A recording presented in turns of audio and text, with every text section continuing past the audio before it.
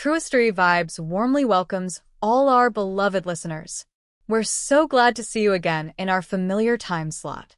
Today, TrueStory Vibes brings you a brand new story, one that we hope will touch your heart and stay with you. As you listen, feel free to leave a comment sharing the quote or moment that left the deepest impression on you. Wishing you a wonderful and meaningful listening experience. The morning Sam Reid first saw Michael Douglas was the kind of early spring dawn that turns the dew on the lettuce leaves into diamonds. She was bent over a row of strawberry plants in the greenhouse at Clearwater Organics, wiping a bead of sweat from her brow when she heard the scrape of a pickup truck pulling up outside. Looking up, she watched as a tall man in a well-worn flannel shirt and faded jeans climbed down from the driver's seat, his broad shoulders dusted with pine pollen. Sam straightened, tucking loose strands of her sun-bleached hair behind her ears. She'd ordered new lumber yesterday, cedar planks for raised beds, to replace the rotting wood on her east hill. Her hands, calloused from seasons of tilling soil and tying vines, ached at the thought of lifting them herself. And so Michael Douglas had arrived, recommended by her neighbor as the best carpenter for 50 miles. Michael approached the greenhouse door with easy confidence, tool belt jangling at his hip. He pushed the door open and stepped into the humid air, nodding at the rows of berries. "Morning," he called, voice warm with a hint of a Midwestern lilt. "You must be Sam." She offered him a quick smile and extended her hand. "That's me. Thanks for coming so early." Her palm was rough but firm. He shook it, his grip steady. "I heard you needed help with the raised beds," Michael said, lowering his toolkit to the cement floor. "I brought my saw, level, and a few other toys." He nodded toward a stack of cedar planks tucked against the far wall. Sam set down her trowel and wiped her hands on her jeans. "Perfect. I was going to try and rig something myself. But you're a hell of a lot better with tools than I am." Michael shrugged modestly. "I've built barns since I was old enough to climb ladders. Tell me where to start." They walked outside together. The ground still damp from last night's rain. The hill sloped gently upward to a sun-drenched spot where the soil, recently amended with compost, waited for containment. Sam pointed to two weathered beds that sagged in the middle. "These." Michael knelt beside a bed and traced a finger along the cracked wood. "Definitely past their prime." He stood, glanced at Sam's determined expression, and smiled. "All right, let's get these out of here." As Michael set to work pulling apart the old boards, Sam gathered buckets of soil, hauling them to the compost pile. They fell into an easy rhythm. He measured and cut, she raked and scooped. Every so often, she'd glance over to see him bending to secure a corner post or squinting at his level, thumbs tightening a screw. Between tasks, they talked. Sam learned he was 45. A widower whose late wife had loved Clearwater's quiet beauty. He'd stayed behind to raise his sons, Jason and Tyler, on the family farm next door. Michael's eyes softened when he mentioned them, Jason studying business, Tyler in agricultural engineering, both eager to help with Clearwater Organics when time allowed. In turn, Michael discovered how Sam had inherited the farm after her mother's illness, transforming it from a hobby garden into a thriving organic enterprise supplying local markets. He marveled at her knowledge of soil health and pest management. She laughed at his attempts to pronounce botanical names and teased him about forgetting the drip irrigation shutoff valve.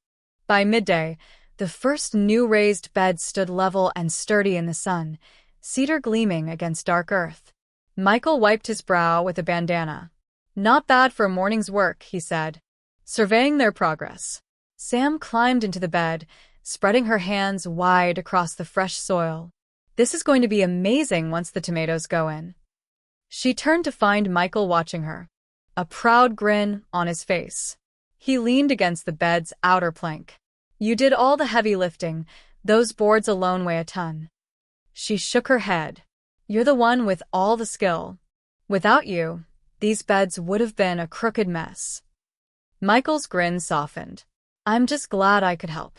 They paused, the afternoon sun warming their backs. In that shared silence, a spark flickered, a sense of partnership that went beyond lumber and soil. Sam imagined future seasons, Michael teaching her to build a cold frame for winter greens, one of her own creations. He accepted with gratitude, and they sat on overturned buckets, sharing bites while watching neighbor kids pedal past on their bikes. "Want to come back tomorrow?" Sam asked, voice hopeful. "We've got a whole line of beds to replace, and I could use the extra hands."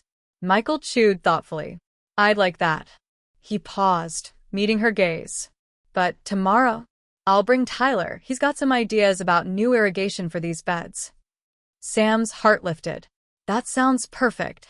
As Michael packed up his saw, and Sam loaded the last wheelbarrow of soil, they exchanged an easy camaraderie, two people swept together by fate among the rows of a humble farm. In that moment, amid wood shavings and strawberry leaves, they both knew this was the beginning of something far greater than a simple carpentry job. A partnership had been planted, ready to grow through seasons of harvests and second chances. Spring melted into summer at Clearwater Organics, and with it, Sam Reid and Michael Douglas's friendship blossomed into something neither had fully expected. Mornings spent building new raised beds and afternoons wandering the fields turned to weekends of impromptu picnics beneath the old maple at the edge of Sam's property. It was there, on a warm June afternoon, that Michael hesitated before reaching for Sam's hand. "Sam," he began, voice unsteady as sunlight filtered through mottled leaves. "I keep thinking about how lucky I am to work beside you each day." He brushed a loose strand of hair behind her ear. "I care about you more than I've cared about anyone in a long time." Sam's heart fluttered. She'd felt the spark for weeks but had held back. Farm life was unpredictable, and she feared a broken heart might wreck more than just her emotions. Yet watching Michael's earnest gaze, she realized their partnership had grown into a deeper bond, one rooted in respect and shared dreams. "I feel the same," she admitted softly. "I've never known someone who understands this land and loves it as much as I do." With that, Michael's relief shone like the sunlight around them. He reached into his pocket and produced a simple silver band. "Then let's make a promise," he said, slipping the ring onto her finger. "A promise to face every season, good or bad, together." Tears glimmered in Sam's eyes as she slid a matching ring onto Michael's finger. Beneath the maple tree, they sealed their engagement with a tender kiss, the fields around them whispering in the breeze. Over the following weeks, wedding plans unfolded with the same effortless teamwork that had defined their courtship.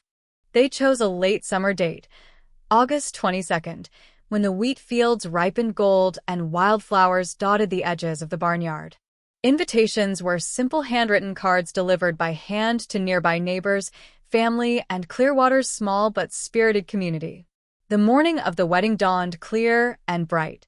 Sam wore a lightweight lace dress sourced from a vintage boutique in nearby Seattle, its train trailing over dewy grass. Michael donned his best, dark khakis and a white button-down shirt, sleeves rolled up to show calloused forearms. Tyler and Jason stood as his groomsmen, offering gentle teasing and proud grins. Lucy, in a miniature white dress with a ribbon sash, carried a small bouquet of daisies down the makeshift aisle. Guests gathered beneath a canopy of string lights hung between two maple trees. Rows of wooden folding chairs faced a rustic arch draped in wildflower garlands, sunflowers, Queen Anne's lace, and sprigs of lavender from Sam's own garden. The scent of freshly cut hay and wild mint hovered in the warm air. Casual country music played softly, a banjo rendition of Can't Help Falling in Love followed by a steel guitar version of Harvest Moon. As the ceremony began, an old friend from Sam's childhood stepped forward to officiate, Pastor Grant, whose gentle humor had comforted Sam through childhood scrapes and teenage heartbreaks. He spoke of the land cycles, how seeds must sometimes rest before blooming, how storms teach us resilience. His words resonated deeply with both bride and groom, echoing the journey that had led them here. When it came time for vows, Michael's voice was firm as he faced Sam. "Sam, I promise to stand with you through every drought and deluge, be your coworker, your friend, your partner. I vow to tend our love as carefully as these fields, cultivating trust, respect, and laughter in equal measure. Sam's eyes brimmed as she recited her vows. Michael, you are the foundation beneath these beds and the roots of my best days. I promise to support your dreams, to laugh when you find humor in my quirks, and to nurture our family with the same devotion I give this farm. Together, we'll harvest joy in every season. When they exchanged rings and sealed their vows with a kiss, the assembled guests erupted in applause. A chorus of bicycle bells from neighborhood kids joined the celebration, and Lucy giggled, clapping her hands. Following the ceremony, the reception took place under the nearby barn's open doors. Long, reclaimed wood tables lined with mason jar centerpieces, wildflower arrangements tied with twine, offered communal seating. Guests filled their plates with dishes contributed potluck style: grilled corn with chili lime butter, heirloom tomato salad with basil oil, savory pulled pork sliders, and Sam's lemon ricotta pound cake for dessert. The scent of pine smoke from the hibachi grills mingled with summer breezes. Michael's best friend raised a toast, recounting their youthful misadventures building forts in the Douglas family barn. Tyler shared a roasted tomato from the farm's greenhouse with Jason between laughs, while neighbors admired the new cold frame Michael had installed. Sam danced barefoot in the aisle, her dress brushing hay blossoms. As Ethan led her in their first dance, an acoustic cover of Harvest Moon played live by a local folk duo. As dusk fell and string lights twinkled overhead, children chased fireflies while adults lingered, savoring warm laughter and country night air. Sam and Michael slipped away to the edge of the field, where wheat swayed like a golden sea. Michael gathered Sam in his arms, whispering, "This is everything I dreamed of and more." Sam rested her head on his shoulder. "Our future's as wide as these fields," she said, full of promise. They walked back toward the barn together, hand in hand. The simple wedding had been more than a ceremony. It was a vow to build life and love from the same soil, to stand together in sun and storm. As laughter and music drifted out onto the summer night, Sam and Michael knew their second chances were growing strong roots, ready to bloom for seasons to come. The September dawn mist clung to the rows of newly planted kale at Clearwater Organics like a whispered promise. Sam Reid laced her muddy boots as the first rays of sun pierced through the fog, illuminating the 10-acre spread she and Michael Douglas had spent the summer transforming. What began as a modest garden out back of Sam's family farmhouse had grown into a fully operational organic farm, ready to launch its inaugural harvest to the region's eager markets. By 6 a.m., Michael rolled up in his pickup, its bed laden with the last of the lumber scraps and metal brackets from the new cold frames he'd built. Jason and Tyler followed in the family station wagon, each armed with baskets of heirloom tomato seedlings and potted herbs. This was launch day, a milestone marked by the first big delivery to the downtown farmers market, where 30 local vendors and a steady stream of customers awaited Clearwater Organics' debut. Sam emerged from the barn, waving as Michael climbed down. The crisp air did nothing to cool her excitement. "We're ready," she announced, voice bright. "All beds are labeled: rainbow chard, baby spinach, peppermint basil." The wooden stakes she'd painted by hand glowed in the morning light. Michael set down his toolbox. "I still can't believe how far this place has come." He picked up a crate of cherry tomatoes. "Let's load the rest." In seamless choreography, they and the boys loaded bedrock bins into the wagon: kale and lettuce, rainbow chard, spicy arugula, arranging them for maximum airflow and sun exposure. Sam double-checked the shipment slips and printed labels: Clearwater Organics, certified organic, pesticide-free. Beneath each label, she'd added the farm's motto in hand-lettered script: "From our field to your plate." At 7:30 a.m., Oscar Martinez, the market master, greeted their wagon with a handshake. A veteran vendor who'd watched Clearwater Organics' progress on social media, he ushered them to the front stall. "Sam, Michael, I've got your spot, right next to Harmony Honey and Wildflower Bakery. You're in good company." Sam's heart raced as she arranged the produce in neat wooden crates: emerald kale on one side, ruby red cherry tomatoes cascading into woven baskets, basil bouquets fanning out like emerald feathers. Customers drifted by, drawn in by the vibrant colors and bold signage she'd painted. Fresh organic veggies, in looping, cheerful lettering. Word spread quickly. By 9 a.m., a line formed. A young couple in workout gear praised Sam's baby spinach for smoothies. A local restaurant owner placed a large order of heirloom tomatoes for tonight's special. A silver-haired librarian asked about the peppermint basil, planning tea blends for her book club. Michael manned the scales, weighing kale and spinach with practiced ease, exchanging jokes with repeat customers who delighted in the farm's personal touch. Meanwhile, Ethan Carter drove up with fresh glass milk bottles from his family's dairy herd, a gift to celebrate the farm's launch, and delivered them with a proud grin. "Congrats on the big day," he said, slipping 2 bottles of creamy milk into Sam's tote. "Thought you'd want to make celebratory lattes." Later, at high noon, the booth was nearly cleared out. Leftover chard and basil crates echoed the early morning rows that had brimmed with green. Sam looked across the stall at Michael, tomato juice on his cheek and a triumphant smile lighting his face, and knew this was only the beginning. After the market, the team gathered under the barn's overhang for a quick celebration. Cool milk, fresh fruit preserves on crusty bread, and laughter. Tyler raised his jar. "To Sam and Michael, may Clearwater Organics grow even bigger next year." They clinked jars, sunlight dancing on glass. For a moment, the past year's challenges, Sam's mother's illness, the constant threat of drought, the sabotage rumors whispered by Ridgeview Farms, seemed distant. Today was proof that honest work, community support, and unwavering belief could reap rich rewards. Back at the farm, as the sun dipped low, Sam walked the rows with Michael. Each raised bed stood firm, each plant reached toward the sky, and the soil, turned and fed, glistened with promise. She rested her hand on his arm. "We did it." Michael nodded, pulling her close. "And we'll do it again next season. Better, stronger, together." As twilight settled over the fields, fireflies rose like 1,000 tiny lanterns, and in their glow, Sam felt the heartbeat of Clearwater Organics, a living testament to second chances, where the seeds of hard work, love, and resilience would flourish for years to come.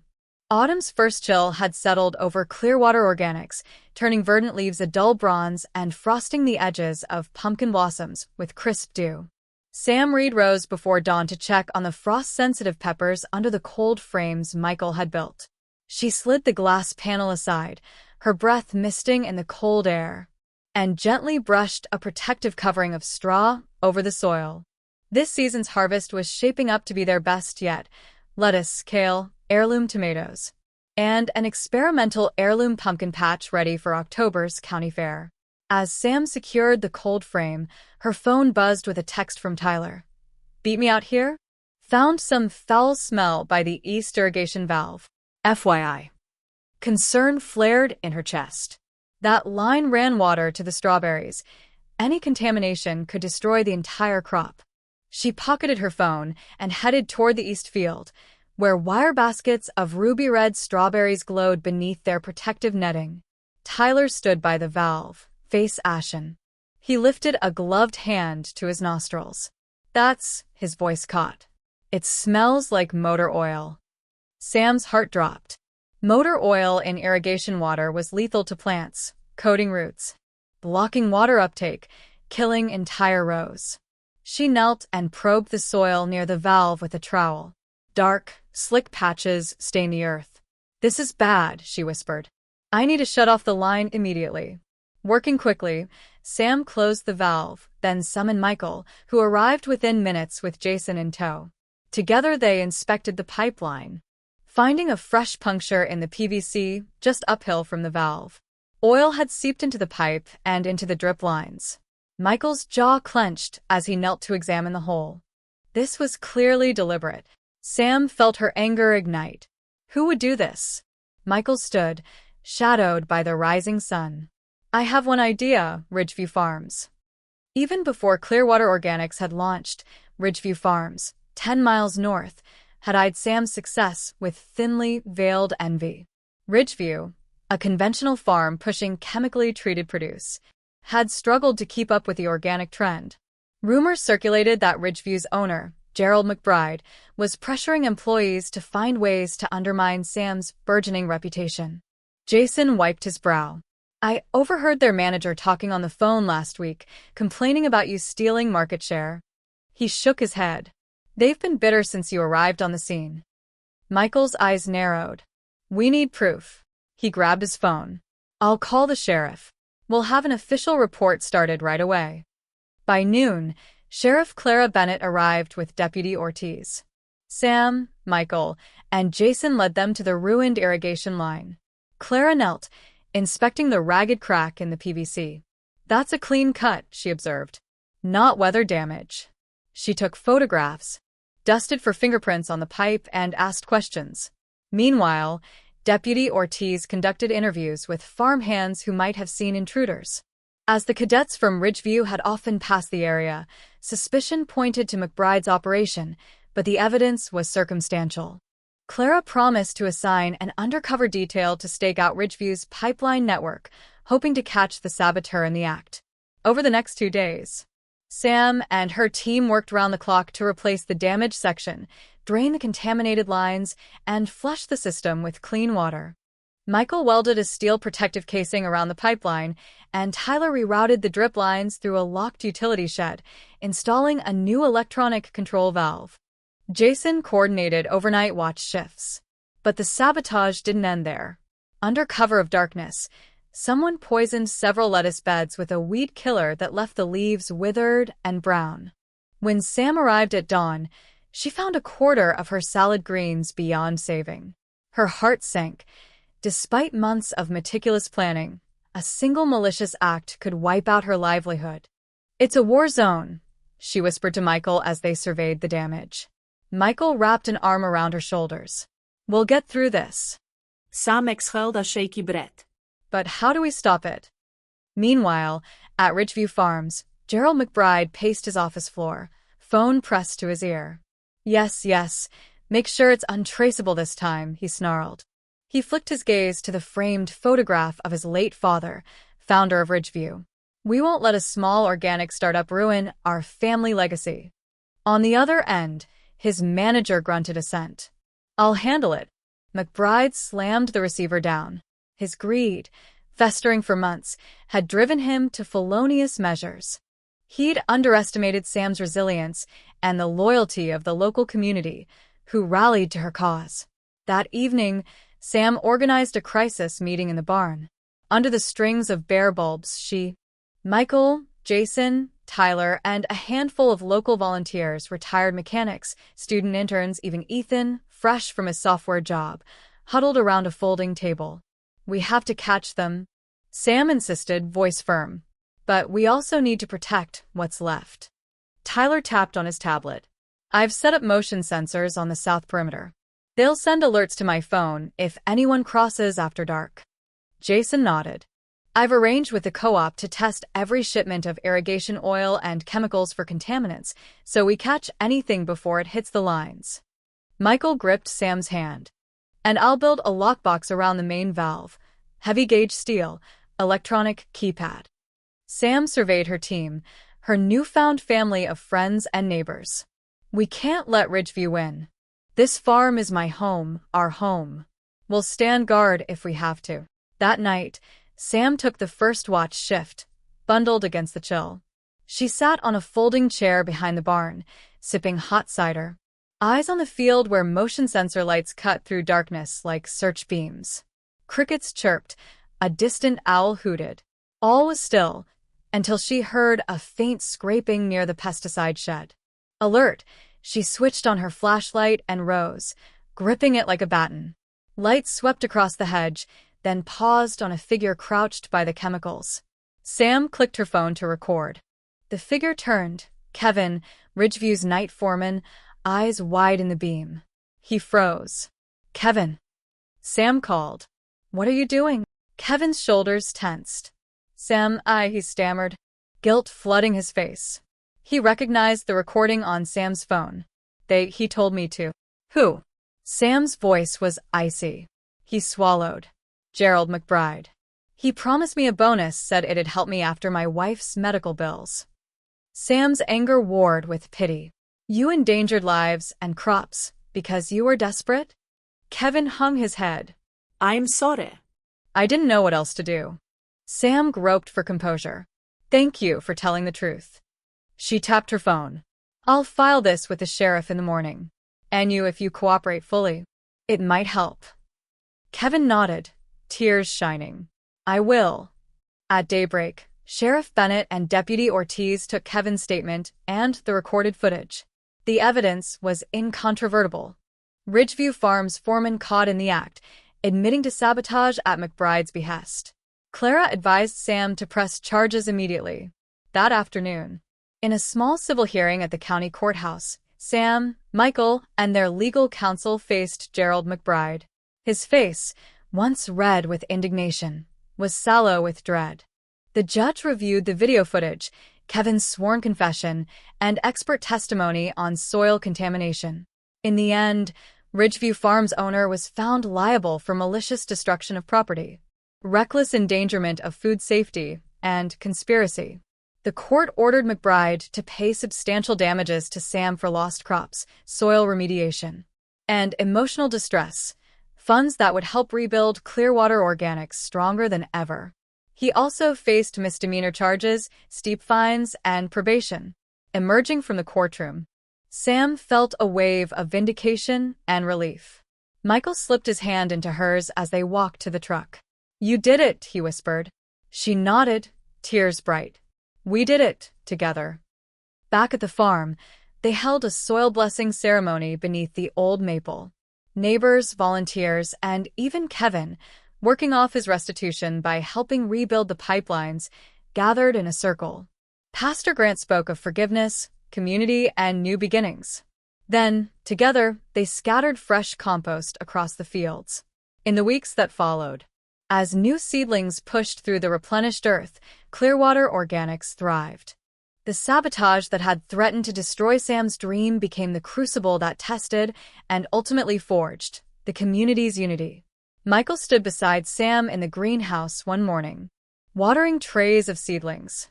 She leaned her head on his shoulder. We turned their betrayal into our breakthrough.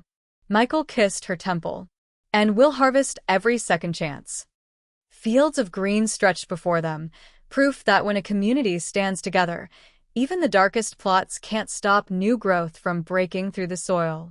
The crisp morning air smelled of wood smoke and fallen leaves as Sam Reid arrived at Clearwater Town Hall. Fate had a new ally in town, Claire Whitman, an investigative journalist turned community advocate whose reputation for justice had earned her local respect. Sam had reached out after the Ridgeview Farms sabotage trial concluded, though McBride's conviction was a victory. Lingering rumors of contamination and the rushed court schedule left some customers uneasy. Sam needed to restore full confidence in Clearwater Organics, and Claire offered her help. Stepping into the vaulted lobby, Sam found Claire perched behind a long oak desk, balancing a laptop and a stack of case files. Claire looked up and smiled, auburn hair pulled into a loose bun, green eyes sharp behind tortoiseshell frames. Sam, good to see you, she said, standing to greet her. Thanks for meeting me, Sam replied, relief warming her chest. She set down a portfolio of soil test results and water quality reports. I want the town and beyond to know the truth. Clearwater Organics is safer than ever. Claire patted the desk. I've been following the story since the first contamination. The sheriff's report, Kevin's confession, everything points to Ridgeview's plot, not your operation. But facts alone don't always win hearts. We need a campaign, articles, community sessions, a social media push. Sam nodded. I trust your judgment. Inside the town's small conference room, Claire assembled a team, the local health inspector, Dr. Maria Lopez, social media specialist Jenna Kim, and Ethan, representing Clearwater's co-op buyers. Sam and Michael joined them. Together, they devised a three-pronged strategy. First, publish a newspaper expose detailing Ridgeview's malicious sabotage, backed by court documents and expert interviews. Second, host an open farm day where residents could tour the fields, see the new protective measures, and sample produce. Third, launch a targeted social media campaign, #ClearwaterClean, highlighting daily safety tests and behind-the-scenes farm-to-table processes. Claire's fingers danced across her laptop as she drafted the exposé's outline, the timeline of sabotage, soil analyses before and after Ridgeview's actions, Kevin's taped confession, and the court's verdict. She arranged interviews with independent agricultural scientists to explain how organic certification works and the rigorous testing standards Sam had adopted. As Claire wrote, Sam and Michael stepped through the numbers, the soil pH levels, irrigation checks, nutrient analyses, all to be translated into easy-to-understand infographics. Jenna captured the discussion on her tablet, sketching storyboard posts for Instagram and Facebook, a before and after shot of the repaired pipeline, a time-lapse video of seedling growth under the new cold frame, and close-ups of rainwater harvesting barrels. Dr. Lopez promised to host a health talk at the open farm day, Understanding Your Food, covering pesticide residues versus natural fertilizer. Ethan coordinated local chefs to prepare tasting samples, reinforcing the quality of Sam's produce. By midday, their battle plan gleamed with promise.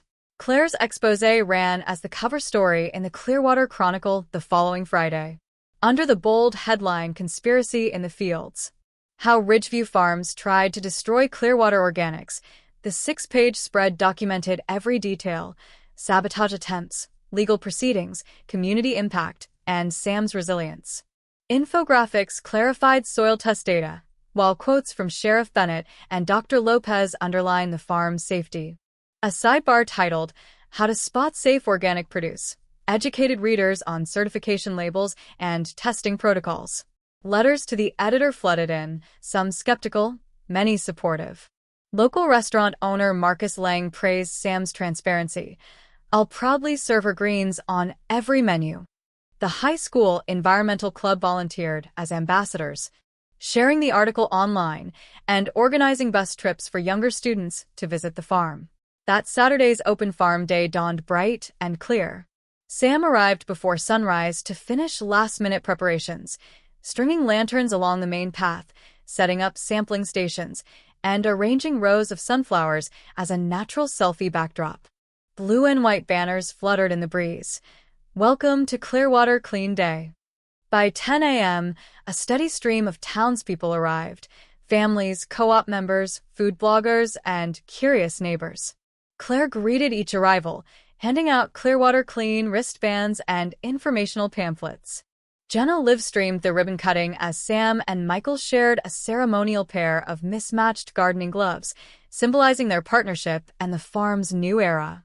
As visitors toured the fields, Michael demonstrated the reinforced irrigation system, removing a section of the steel casing to show how the pipeline was now tamper-proof.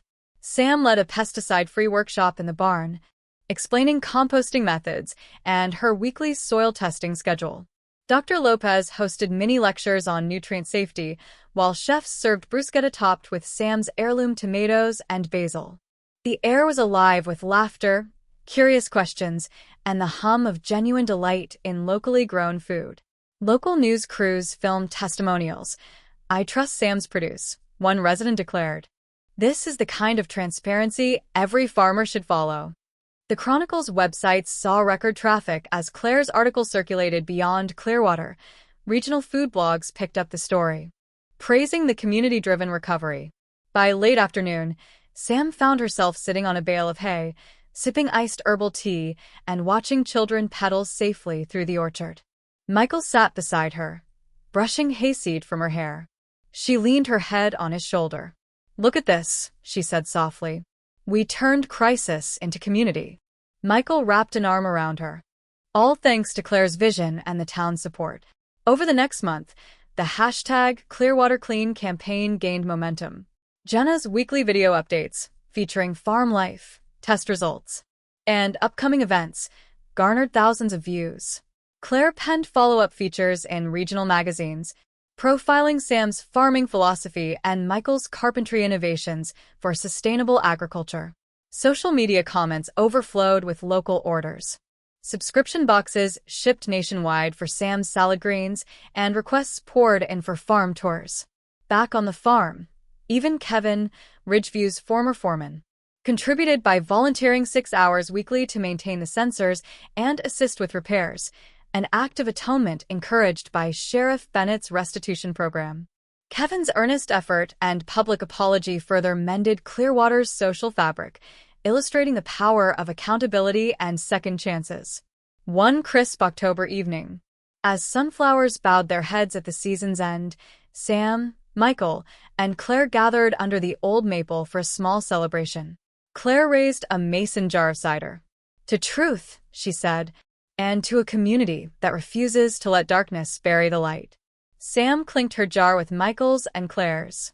"To Clearwater Organics, may we always grow stronger together."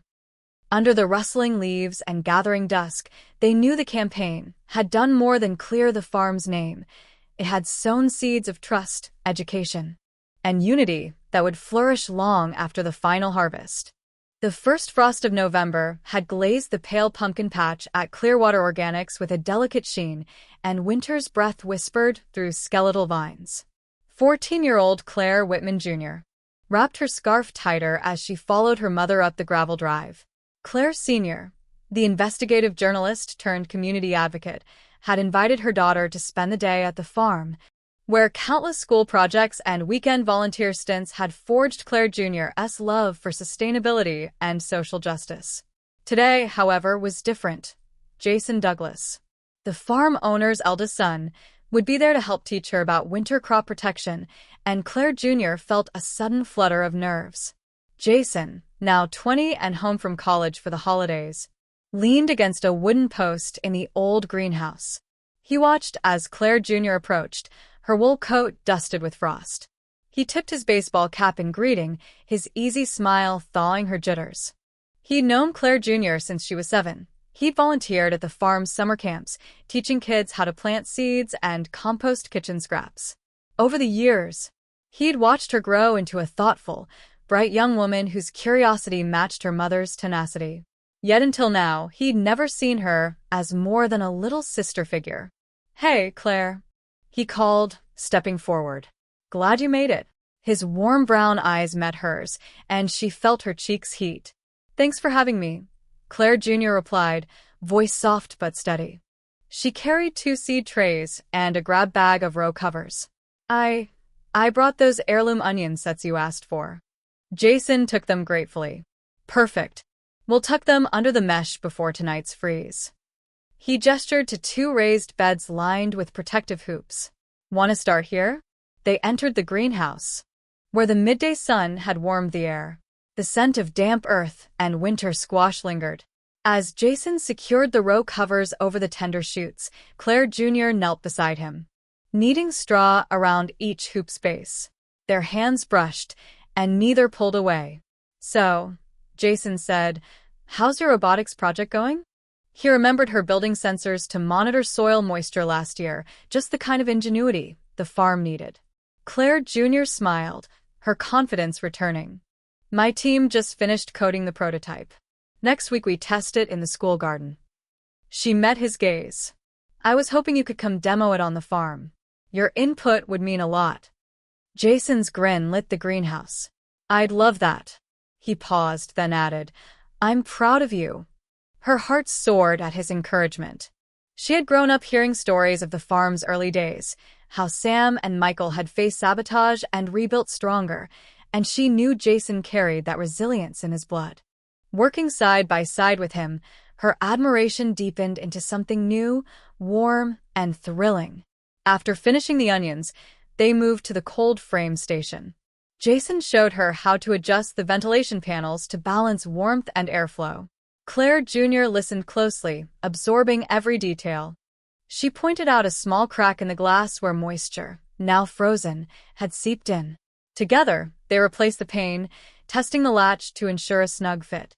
As they worked, the sun dipped behind gray clouds and dusk settled. Jason led Claire Jr. to the barn for hot cider. Inside, hay bales circled a crackling wood stove. The scent of cinnamon and nutmeg filled the air. Claire Jr. wrapped her chilled hands around the mug as Jason handed her a warm plaid blanket. "You did great today," he said quietly. "Those onions will have a fighting chance." Claire Jr. sipped her cider, watching the amber glow from the stove reflect in Jason's eyes. "Thanks to you." She paused, gathering courage. "Jason, there's something I've been wanting to tell you." He leaned forward, intrigued. "What's that?" She set her mug down, heart pounding. I really enjoy spending time with you.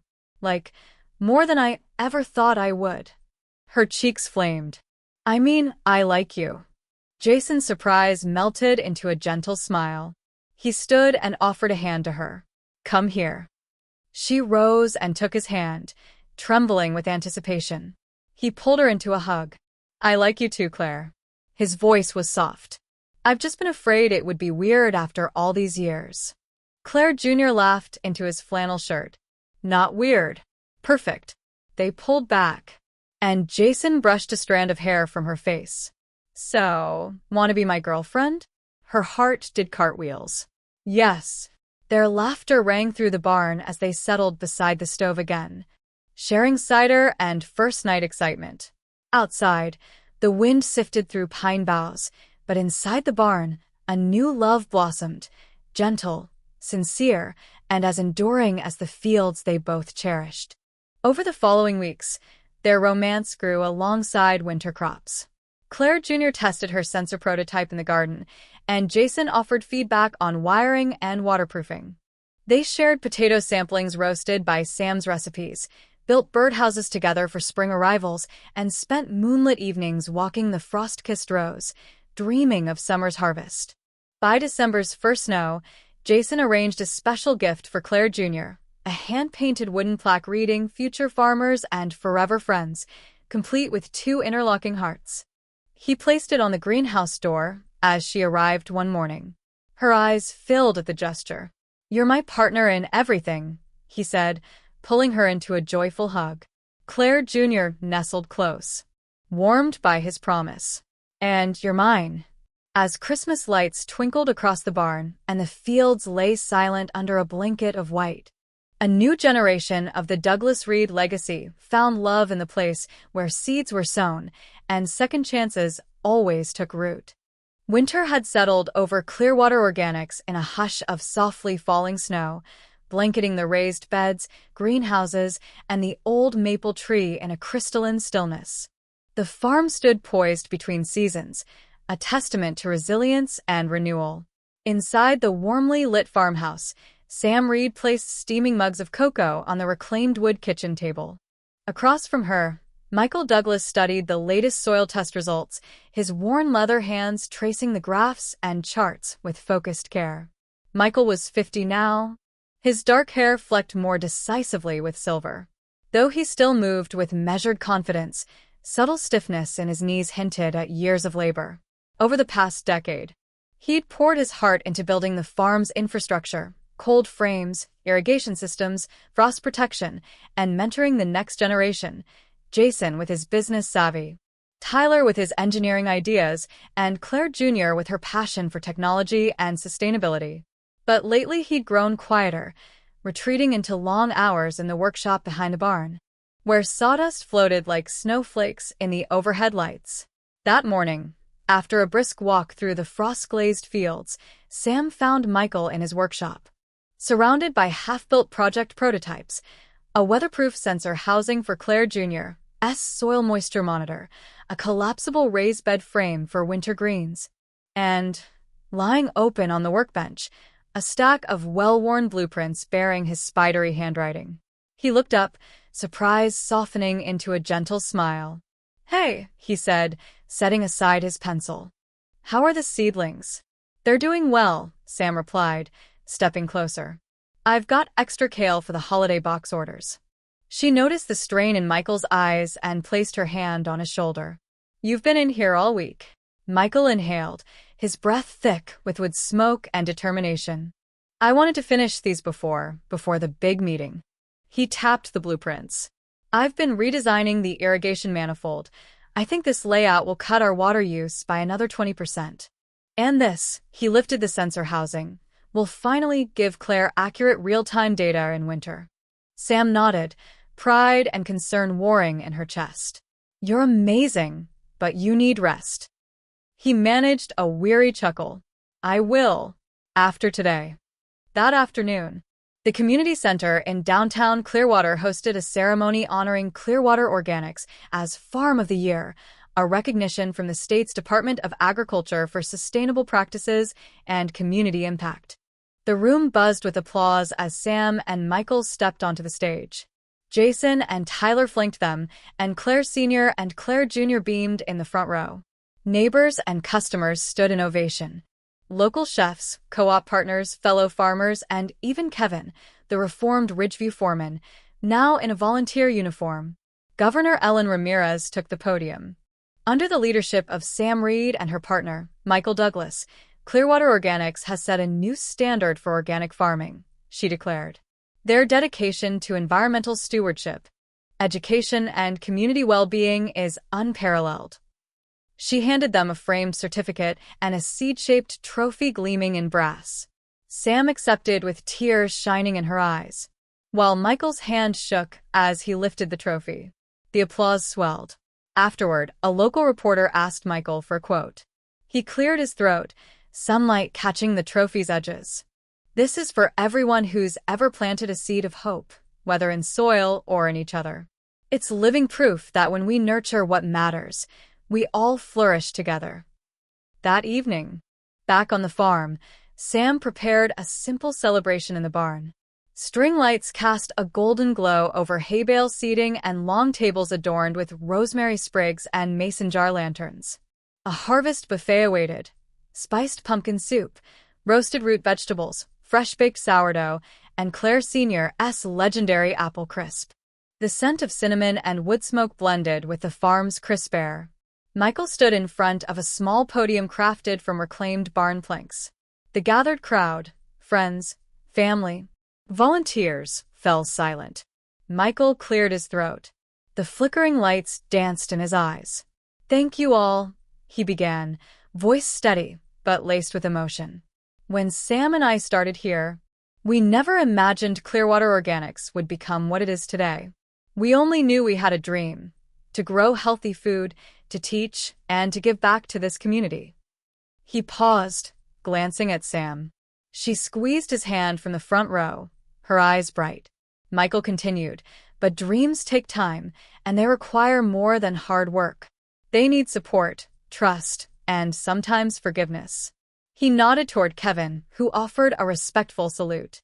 We've had setbacks, sabotage, droughts, frost, yet you all stood by us. You believed in us. So this honor belongs to every one of you. He inhaled, visibly gathering strength for what he would say next.